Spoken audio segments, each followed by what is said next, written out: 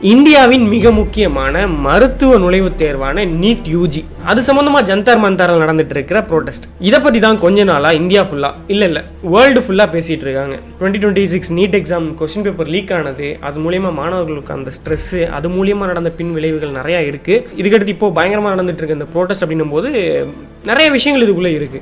இந்த ப்ரோட்டஸ்ட் அப்படின்றது வந்து நீட்டுக்கு எதிராக இப்போ நடக்குதா அப்படின்னு கேட்டிங்கன்னா, இது கிட்டத்தட்ட டிகேட்ஸாக நடந்துட்டு இருக்க ஒரு ப்ரோட்டஸ்ட் தான். அங்கங்கே நடக்கும், அப்படியே முடிஞ்சிடும்.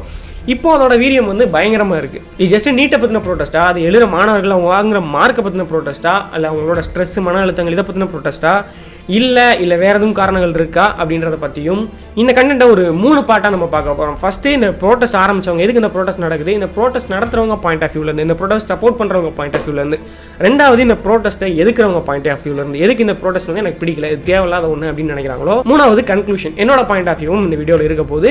இது முன்னாடி இந்த சேனலில் பார்த்ததில்ல, இப்போ தான் ஃபஸ்ட் டைம் பார்க்குறீங்க அப்படின்னா, நான் SBM இந்த மாதிரி இன்ஃபர்மேட்டிவ் வீடியோஸ் அடிக்கடி போடுவேன்.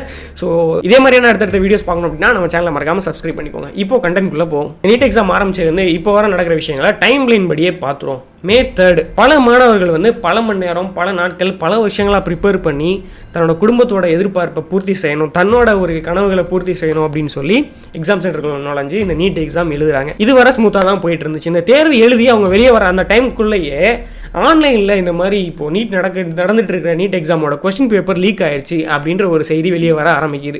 ஆக்சுவலாக எக்ஸாம் நடக்கிறப்ப கிடையாது, எக்ஸாம் நடக்கிறதுக்கு முன்னாடியே வந்து இந்த கொஸ்டின் பேப்பர்லாம் லீக் ஆயிடுச்சு அப்படின்றத சொல்கிறாங்க. லேட்டராக இந்த இன்ஃபர்மேஷனை வெரிஃபையும் பண்ணுறாங்க, இது உண்மைதான் அப்படின்னு சொல்லி. May 12 இந்த நடந்து முடிஞ்ச நீட் எக்ஸாம் வந்து செல்லுபடியாகாது, இதை நாங்கள் ரத்து பண்ணுறோம் அப்படின்னு சொல்லி NTA அனௌன்ஸ் பண்ணுறாங்க, நேஷனல் டெஸ்டிங் ஏஜென்சி. இதை பார்த்த மாணவர்கள் செம்ம காண்டாகிறாங்க. ஏன்னா நாங்கள் இப்போ பார்த்து எழுதினவங்களாம் விட்டுலான்னு வச்சுக்கோங்களேன், கொஸ்டின் பேப்பர் முன்னாடியே தெரிஞ்சு அதை எழுதினவங்களாம் விட்டலாம்னு வச்சுக்கோங்க. 20-25 லட்சம் பேர் எழுதியிருக்காங்க. அதில் அந்த கொஸ்டின் பேப்பர்லாம் பார்க்காம எழுதினவங்களும் பல லட்சம் பேர் மாணவர்கள் இருப்பாங்க, கண்டிப்பாக இருப்பாங்க. ஸோ அவங்கெல்லாம் வந்து என்ன கேட்குறாங்க அப்படின்னா, நாங்களும் உண்மையாக நேர்மையாக படித்து தானே எழுதணும், பல மணி நேரமாக பல அமௌண்ட்டை கோச்சிங் சென்டருக்குலாம் செலவழித்து ப்ரிப்பேர் பண்ணி இப்போது எழுதி கடைசியில் இப்படி செல்லாதுன்னு அனௌன்ஸ் பண்ணிங்கன்னா திருப்பி நாங்கள் ப்ரிப்பேர் பண்ணணுமே இதுக்காக.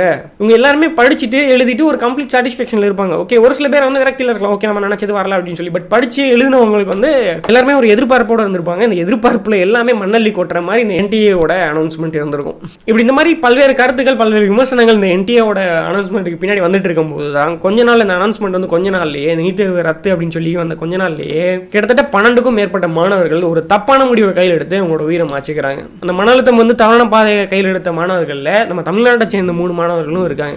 அப்படியே கொஞ்ச நாள் கழிச்சு ஜூன் 21 இந்த நீட்டுக்கான ரீ எக்ஸாம் நடந்து முடிஞ்சு எழுதின எல்லாருமே கேட்குறாங்க, இந்த தடவை எல்லாமே முறைப்படி நடந்திருக்கு, இந்த தடவை கொஸ்டின் பேப்பர்லாம் லீக் ஆகலை, எல்லாமே கரெக்டாக தான் நடந்திருக்கு, நாங்கள் எப்படி நம்புறது, இல்லை அடுத்த தடவை இந்த மாதிரி சம்பவங்கள், இந்த மாதிரி கொஸ்டின் பேப்பர் லீக்லாம் நடக்காது, அதுக்கு லீக் பின்னாடி இவ்வளோ விஷயங்கள் இருக்குது, அதனால் அதை மையப்படுத்தி கேட்குறாங்க.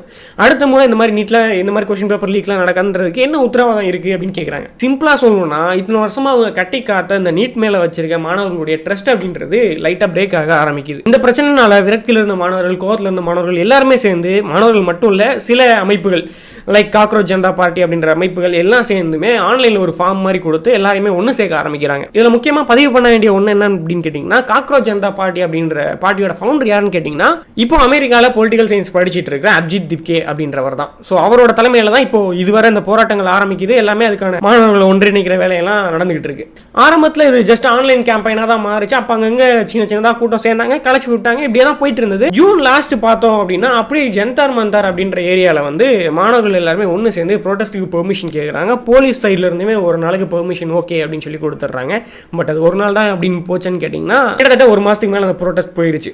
இப்படி ஸ்டார்ட் ஆன இந்த போராட்டம் ஜூன் 20 போல் வந்து என்ன சொல்கிறாங்க அப்படின்னா, கால வரையற்ற அமர்வு போராட்டமாக மாறுது. கிட்டத்தட்ட டைம்லைனே கிடையாது, இந்த போராட்டம் முடிப்போம் அப்படின்னு. இந்த போராட்டம் இந்த போராட்டம் நாங்கள் நிறுத்தணும் அப்படின்னா அவங்க என்ன கோரிக்கை முன்வைக்கிறாங்க அப்படின்னா, ஃபஸ்ட்டு மெயினான கோரிக்கை என்ன அப்படின்னு கேட்டிங்கன்னா, எஜுகேஷனல் மினிஸ்டர் அந்த பதவியிலிருந்து தூக்கணும் அப்படின்ற ஒரு கோரிக்கையை முதல்ல முன்வைக்கிறாங்க. அப்புறம் இந்த கொஸ்டின் பேப்பர் லீக் சம்பந்தமான இன்வெஸ்டிகேஷன்ஸ் எல்லாமே வெளிப்படைத்தன்மையோட நடக்கணும் அப்படின்றதையும் முன்வைக்கிறாங்க. இந்த தவறு செஞ்சவங்க யாராக இருந்தாலும், எத்தனை பேராக இருந்தாலும் அவங்க நீங்கள் சும்மா விடக்கூடாது, அவங்களுக்கு தண்டனையை வாங்கி கொடுக்கணும். ஃபியூச்சரில் இந்த மாதிரி மறுபடியும் இந்த மாதிரி சம்பவங்கள்லாம் நடக்காமல் இருக்கிறதுக்கு வழிமுறை ஏற்படுத்தணும். நேர்மையாக படித்து எந்த ஒரு லீக்கையும் பார்க்காம இந்த எக்ஸாம் அட்டன் பண்ண மாணவர்கள் எல்லாருக்குமே வந்து இதே மாதிரி அந்த நீட் மறுதேர்வு அப்படின்ற பேரில் வந்து அநீதி இழைக்கக்கூடாது, இந்த மாதிரி சில விஷயங்கள்லாம் முன் வச்சு அவங்க போராட்டத்தை தொடர்ந்து கொண்டு போயிட்டு இருக்காங்க. இந்த போராட்டம் நடந்து இப்படி கொண்டு போயிட்டு இருக்க கொஞ்ச நாளில் ஜூன் 28 சோனம் வாங்சுக் அப்படின்ற ஒரு சமூக ஆர்வலர் அப்படின்னு சொல்றாங்க, சிலர் சமூக ஆர்வலர் அப்படின்னு சொல்றாங்க. பட் இன்னொரு சில பேர் வந்து இவர் வந்து ஆன்டி இந்தியன் அப்படின்னு, இந்தியாவுக்கு ஆப்போசிஷனாக நிறைய வேலைகள் பார்த்துருக்காரு அப்படின்ற மாதிரியும் நிறைய பேர் சொல்றாங்க. பட் அதுக்குள்ள போங்கன்னா சோனம் வாங்சுக் இணைகிறாரு. அவர் வந்து இந்த போராட்டத்தில் பங்கேற்ற உடனே வந்து உண்ணாவிரத போராட்டம் அப்படின்றத அறிவிக்கிறார். அவர் வந்து இதுக்கான தீர்வு கிடைக்கிற வரை இதுக்கு யார் அக்கௌண்டபிலிட்டி ஏற்றுக்கிறது, மாணவர்களுக்கு இந்த மாதிரி நடக்குது, இது யாருக்கு பொறுப்பேற்றுக்கோ அப்படின்னு சொல்லி இதுக்கான ஒரு இவங்க வச்ச கோரிக்கைகள்லாம் இருக்குல்ல, இதெல்லாம் நடந்து முடிகிற வர ஒரு உண்ணாவிரதம் அப்படின்றது இருக்குன்னு சொல்லி ஆரம்பிக்கிறார். இந்த சோனம் வாங்சுக் இந்த போராட்டத்துக்குள்ள வந்து இந்த மாதிரி விஷயங்கள்லாம் பண்ணும்போது இந்த போராட்டம் வந்து இன்டர்நேஷனல் லெவலில் ஸ்ப்ரெட் ஆக ஆரம்பிக்குது. பல நாடுகளும் மாணவர்களுக்கு இந்தியா வந்து செவி கொடுக்கணும் அப்படின்ற கருத்தை முன்வைக்கிறாங்க. அதாவது வேற கண்ட்ரியோட பார்வைகளையும் இந்த ப்ரோட்டஸ்ட் வந்து பட ஆரம்பிக்குது. சரி, ஓகே, இப்படி இந்த போராட்டம் ஆரம்பிச்சிச்சு, சோனம் வாங்சுக் உள்ள வந்தாரு, இந்த லெவலுக்கு போயிட்டு இருக்கு. இதுக்கு அடுத்ததான் ஒரு விஷயம் நடக்குது, அங்கதான் இந்த போராட்டம் வந்து வேற லெவலுக்கு மாறுது. அடிதடி தள்ளுமுள்ள அப்படின்னு என்ன விஷயம் அப்படின்னா, சலோ சன்சட் அப்படின்ற ஒரு வாக்கியம். அதாவது பார்லிமெண்ட், நாடாளுமன்றத்தை நோக்கிய பேரணி போராட்டம். அங்க வந்து அதை நோக்கி மார்ச் பண்றாங்க எல்லாருமே. ஆல்ரெடி இந்த பார்லிமெண்ட் ஏரியால ஒரு 5 பேருக்கு மேல கூடாது அப்படின்ற மாதிரி தடை உத்தரவுகள் நிறைய போட்டு இருந்திருக்காங்க. அந்த இடத்துக்குள்ள எங்களோட கோரிக்கைகள் அந்த அவங்க காதுகள் எல்லாம் உள்ளணும்னா நாங்க என்ன பண்றது அப்படின்னு சொல்லி எல்லாருமே வந்து பார்லிமெண்ட் நோக்கி மார்ச் பண்ண ஆரம்பிக்கிறாங்க.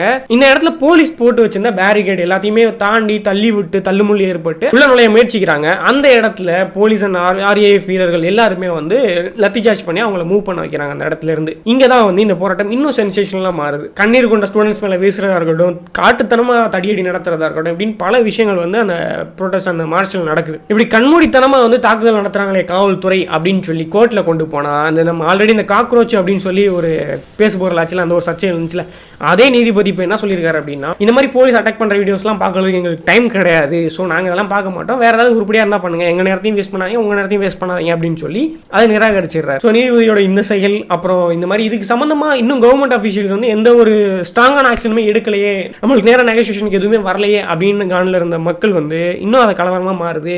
இதை தாண்டி பஞ்சாப் சைட்ல இருந்து நிகாங் 6 அப்படின்றவங்கலாம் உள்ள வராங்க. அவங்க வந்து அஃபிஷியலாக வாழேந்திர உரிமை இருக்கு அப்படின்லாம் சொல்றாங்க. ஸோ அந்த கேங்ஸ் வந்து மாணவர்களை பாதுகாக்கிறதுக்கு உள்ள வரேன் அப்படின்னு சொல்லி உள்ள வராங்க. இவ்வளவு விஷயம் நடந்துட்டு இருக்கு, மாணவர்கள் நாடே கொந்தளிச்சிட்டு இருக்கு அப்படின்னும் போது பிரதமர் வாயை திறக்கலன்னு சொல்லி நிறைய பேர் விமர்சனம் பண்ணிட்டு இருந்தாங்க.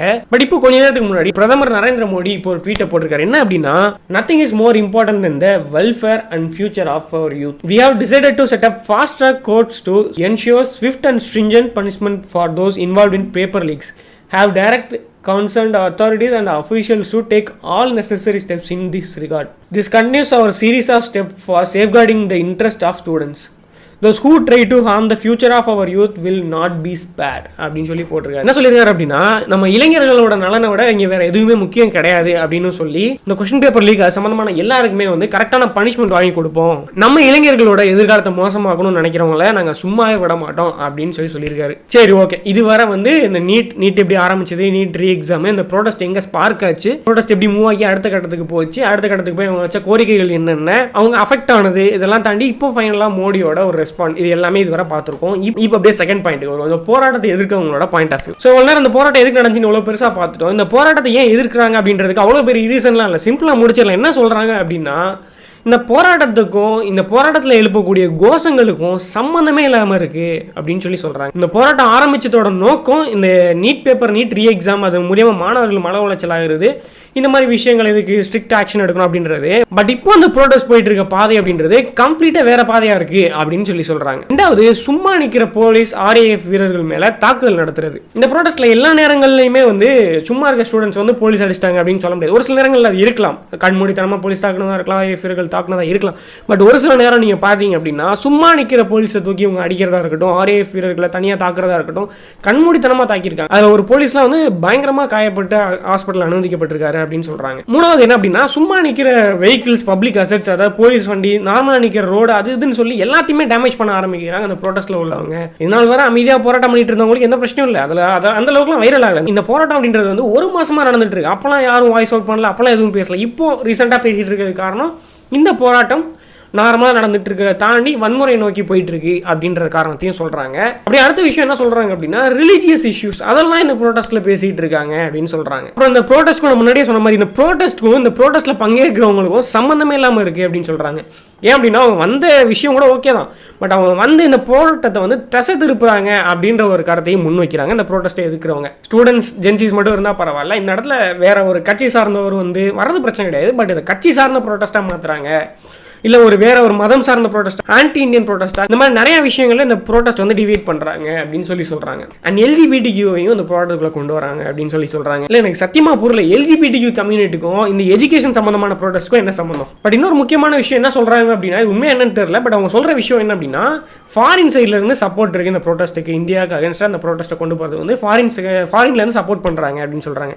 ஆக்சுவலா இந்தியா வந்து பத்திட்டு இருக்குது அப்படின்னா மற்ற கண்ட்ரீஸ்க்கு கொண்டாட்டம் தான், அப்சல்யூட்லி இது சமாளிக்கிறது ஒன்றும் கிடையாது. நீ நல்லா வளர்ந்துட்டு இருக்க நாடு வந்து படுக்க போகுது அப்படின்னா சுற்றி இருக்கவனுங்க கைத்தட்டி கொண்டாட தான் செய்வானுங்க. அந்த பழமொழி இருக்குல்ல, ஊர் ரெண்டானா கூத்தாடி கொண்டாட்டம் தான் அப்படின்னு சொல்கிற மாதிரி இந்தியா ரெண்டானா வந்து இந்தியாவுக்கு அகேன்ஸ்டாக இருக்கிற நாடுகள், இல்லை இந்தியாவே இல்லை அப்படின்னா இந்தியா அது மூலியமாக பயன்பெறக்கூடிய நாடுகள் எல்லாருக்குமே வந்து கொண்டாட்டமாக தான் இருக்கும். ஸோ அப்படி இந்தியா வந்து ரெண்டாகணும் அப்படின்றதுக்கு ஃபாரின் கண்ட்ரிலேருந்து சப்போர்ட் பண்ணுறாங்க, ஃபன் பண்ணுறாங்க அப்படின்னு சொல்கிறாங்க. அண்ட் ஃபைனலி மிஸ்இன்ஃபர்மேஷன் அதிகமாக ஸ்ப்ரெட் பண்ணுறது. இந்த ப்ரோட்டஸ்ட்டை பற்றி நிறையா பேஜஸில் வந்து தவறான இன்ஃபர்மேஷனை ஸ்ப்ரெட் பண்ணுறாங்க. ரீசெண்டாக கூட நம்ம தளபதி விஜய் வந்து டெல்லிக்கு பயணத்தை மேற்கொள்கிற அந்த சிஜேபிக்கு ஆதரவு அப்படின்ற மாதிரிலாம் போஸ்ட் போட்டிருக்காங்க. யாரா நீங்க அப்படின்ற மாதிரி தான் இருந்துச்சு. அது கூட பரவாயில்ல, யாரும் அஃபெக்ட் பண்ணலாம்னு வச்சுக்கலாம். பட் என்ன மாதிரி நியூஸ்லாம் ஸ்ப்ரெட் பண்ணுறாங்க அப்படின்னா இந்த ப்ரோட்டஸ்ட்ல இத்தனை பேர் இறந்துட்டாங்க, அரசு இந்திய அரசு வந்து இதை கண்டுக்கவே இல்லை அப்படின்ற மாதிரிலாம் நிறைய நியூஸஸ் வந்து மிஸ்இன்ஃபர்மேஷன் வந்து ஃபேக்டே இல்லாத நியூஸ்லாம் வந்து ஸ்ப்ரெட் பண்ணிட்டு இருக்காங்க அப்படின்னு சொல்றாங்க. இதுக்கு அகேன்ஸ்டா ஆக்ஷன் எடுத்துட்டு இருக்கோம் அப்படின்னு கவர்மெண்ட் சைட்ல சொல்லியிருக்காங்க. ஸோ இதெல்லாம் தான் இந்த ப்ரோட்டஸ்ட்டை வந்து எதிர்க்கிறவங்க முன்வைக்கக்கூடிய கருத்துக்கள்.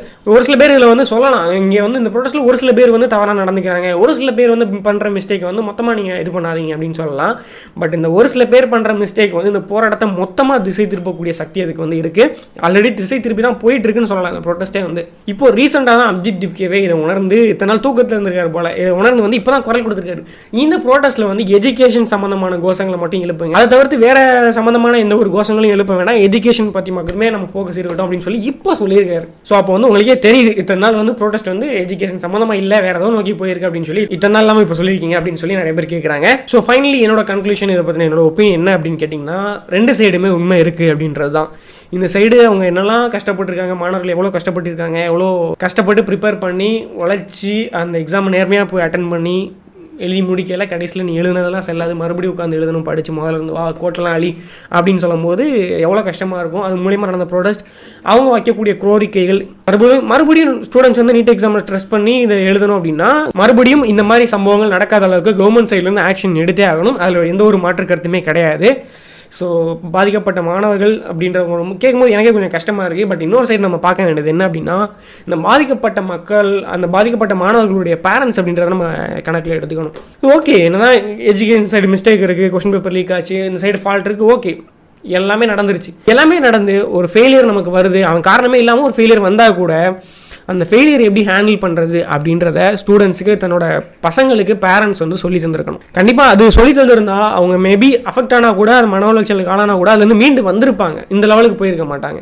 ஸோ மேபி ஏதாவது ஒரு ப்ரெஷர் இருந்திருந்தாலும் கூட இந்த மாதிரி ஒரு முடிவு எடுக்கிறதுக்கு அதுவும் ஒரு காரணமாக கூட இருக்கும் அப்படின்றது என்னோட கருத்து. இந்த சைடு இந்த போராட்டம் அதுக்கான நோக்கத்தை போராடல, வேற ஏதோ நோக்கத்தை நோக்கி போராட்டம் போயிட்டு இருக்கு. அந்த பாதையவே விட்டுட்டு எஜுகேஷன் அப்படின்ற பாதையை விட்டு வேற எதுக்குள்ளேயோலாம் போயிட்டு இருக்கு அப்படின்றதையும் ஒரு உண்மை இருக்க தான் செய்யுது. நிறைய பேர் சொல்லலாம் நியூஸில் வந்து ப்ரொபகண்டா பரப்புறாங்க, ஸ்டூடெண்ட்ஸ் வந்து அடிச்சாங்க அப்படின்னு சொல்லிட்டு. நியூஸ்லலாம் பரப்பல, நீங்கள் ஜென்ரலாக மக்கள் கையில், மாணவர்கள் கையில் சோஷியல் மீடியா இருக்குது, அதில் பரவுற அந்த இடத்துல இருந்து வீடியோ எடுத்து போடுறவங்க கையில் உள்ள வீடியோவில் பாருங்கள். அதில் ஆக்சுவலாக உண்மை என்னன்றது தெரியும், இது ப்ரொபகண்டாவா என்ன அப்படின்னு. ஏன்னா அந்த ரெண்டு சைடுக்குமே பொதுவாக வேற ஒருத்தவங்க வந்து சம்மந்தமே இல்லாதவங்கலாம் உள்ளக்க வந்து இந்த போராட்டத்தை தசை திருப்பு பார்க்குறாங்க அப்படின்றது தான் உண்மை. ஸோ மாணவர்கள் தான் இந்த இடத்துல உஷாராக இருக்கணும் அப்படின்னு நான் சொல்லுவேன் என்ன கேட்டால். ஏன்னா இங்கே எடுத்துகிட்டு வந்திருக்கிறது அப்படின்றது சாதாரண விஷயம் கிடையாது, மிகப்பெரிய ஒருத்தான ஒரு ப்ரோட்டஸ்ட் தான். அந்த அளவுக்கு இந்த ப்ரோட்டஸ்ட்டும் ஒருத்தான லெவலுக்கு வளர்ந்துட்டு போயிட்டு இருக்கு. அப்படின்னும் போது இந்த ப்ரோட்டஸ்ட் தப்பான நோக்கத்துக்கு யூஸ் பண்ணாமல் வேற ஏதோ திசைகளில் கொண்டு போகாமல் என்ன பேச வந்தோமோ, எதை கொண்டு போக வந்தோமோ கவர்மெண்ட் கிட்ட அதை கரெக்டாக கொண்டு போனீங்கன்னா, வன்முறை இல்லாமல் கரெக்டான விதத்தில் கொண்டு போனீங்கன்னா அதுக்கு ஒரு கரெக்டான சொல்யூஷன் கிடைக்கும் அப்படின்றத நான் நம்புறேன். ஃபியூச்சரில் இதுக்கு அடுத்தடுத்து இந்த மாதிரி தேவையில்லாத கோஷங்கள் எழுப்புறதை நிப்பாட்டிட்டு ஆக்கப்பூர்வமாக என்ன எதுக்காக போராட வந்தோமோ அதை பற்றி மட்டும் போராடி அதுக்கான கோரிக்கைகளை முன் வச்சு மறுபடியும் இப்போ நடந்த மாதிரி நீட் ரீடெஸ்ட் அப்படின்ற ஒன்று வரவே கூடாது அப்படின்றதுல நான் உறுதியாக இருக்கேன். ஸோ நீங்கள் கையில் எடுத்துருக்கிறது வந்து சாதாரண பிரச்சனை கிடையாது. நாட்டோட எதிர்காலம், மாணவர்களோட மனநிலை, ஸோ எல்லாமே சேர்ந்தது தான் ஒரு மிகப்பெரிய ப்ரொட்டஸ்ட். ஸோ என்னோட சைட்லேருந்து வெற்றியடைய வாழ்த்துக்கள். ஸோ கரெக்டான நோக்கத்தில் கொண்டு போங்க. இதை பற்றினா உங்களோட கருத்துக்கள் என்ன அப்படின்றத கமெண்ட்டில் சொல்லுங்கள். ஏன்னா இது என்னோட கருத்து மட்டுமே இருந்தால் இது அப்படி இப்படின்னு போகணும், ஏதோ ஒரு மாதிரி நான் என்னோட கருத்தை ஃபோர்ஸ் பண்ணுறேன்ற மாதிரி ஆயிரும். உங்களோட கருத்தும் வந்தால் இது ஒரு கான்வர்சேஷன் மாதிரி போகும். ஸோ நான் சொன்ன கருத்துக்கள் ஏதாவது வந்து முரண்பாடு இருந்தாலும் கன்ஸ்ட்ரக்டிவ் கிரிட்டிசிசம் ஆல்வேஸ் வெல்கம்ஸ் இன் கமெண்ட் செக்ஷன். ஸோ இதே மாதிரியான ஆக்கப்பூர்வமான இதே மாதிரியான இன்ஃபர்மேட்டிவான வீடியோஸ்க்கு அடுத்தது நீங்கள் பார்க்கணும் அப்படின்னா மறக்காம நம்ம சேனலை சப்ஸ்கிரைப் பண்ணி வச்சுக்கோங்க. அடுத்தடுத்த வீடியோ நான் உங்களை வந்து சந்திக்கிறேன். அது வரைக்கும் பை ஃப்ரம் SBM.